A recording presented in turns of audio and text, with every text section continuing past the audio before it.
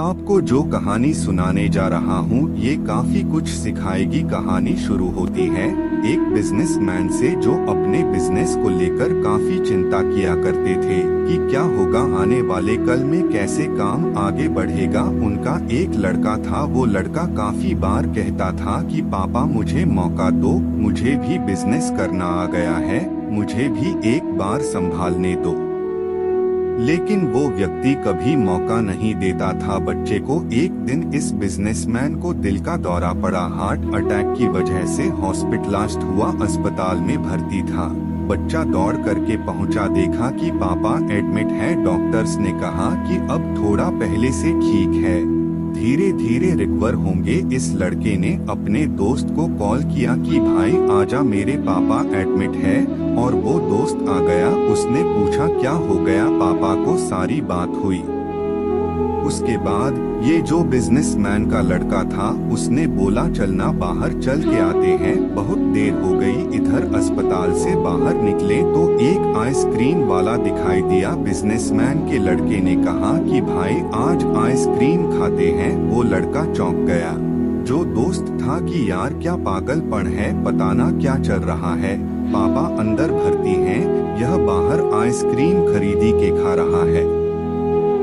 उसके बाद खाने लगे तो वो जो दोस्त था उससे रहा नहीं गया। उसने पूछ लिया इस लड़क से कि भाई समझ नहीं आ रहा है, तुम्हारे बिजनेस का क्या होगा आने वाले कल में, तेरे पापा एडमिट हो गए हैं, उनकी तबीयत ठीक नहीं है, दिल का दौरा पड़ा है, हार्ट अटैक हुआ है, तो यह आइसक्रीम खा रहा है, मुझे समझ ही नहीं आ रहा है। उसने जो बात कही वह ध्यान से सुनी। उसने कहा कि मुझे मालूम है, तो ये सोच रहा हूँ कि मेरे पापा एडमिट है और आइसक्रीम चल रहा है। नहीं, मैं भगवान श्री कृष्ण का बहुत बड़ा भक्त हूँ और उनकी दो बातें हमेशा जिंदगी में याद रखता हूँ। पहली बात जो हम सबको मालूम है कि काम करना है, फल की चिंता नहीं करनी है, तो जो होगा देखा जाएगा। अपने काम पर फोकस करूँगा, बिजनेस भी अच्छा चलेगा। दूसरी बात, मैं तुम्हें एक कहानी सुनाता हूँ, समझ में आ जाएगी। भगवान श्री कृष्ण की जो पत्नी थी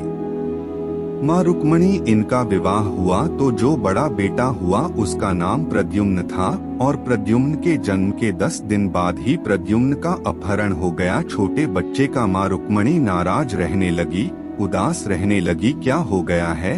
भगवान श्री कृष्ण कहते थे कि चिंता मत करो, प्रद्युम्न ठीक होगा, जहाँ भी होगा तुम स्वस्थ रहा करो, मस्त रहा करो। लेकिन इसी चिंता में रुक्मणी जी के साल बीतते गए। 18 साल के बाद में प्रद्युम्न की वापसी हुई और जब प्रद्युम्न द्वारका वापस आए तो उनके साथ में उनकी पत्नी मायावती थी। समस्या ये थी कि जो मायावती थी उसकी उम्र 20 साल ज्यादा थी प्रद्युम्न से। माँ रुक्मणी पहले तो खुश होंगे बच्चा आ गया, फिर दुखी हुई कि इतनी बड़ी लड़की से शादी करके आ गया। भगवान श्री कृष्ण के पास गए और कहने लगी कि क्या हो गया है।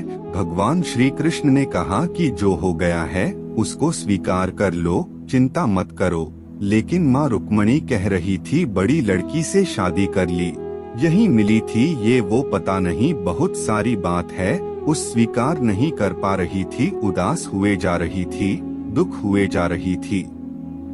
1 साल 2 साल समय बीत रहा था, लेकिन अंदर ही अंदर वो बात उनको कचोटती रही। 8 साल के बाद में रुक्मणी जी ने स्वीकार कर लिया कि प्रद्युम्न ने जो शादी करी वह ठीक है, ज्यादा चिंता करने की जरूरत नहीं है। उस शादी को उन्होंने स्वीकार कर लिया। एक तरीके से अपनी जिंदगी के 26 साल उन्होंने उदासी में बिता दिया। यह कहानी खत्म करती है।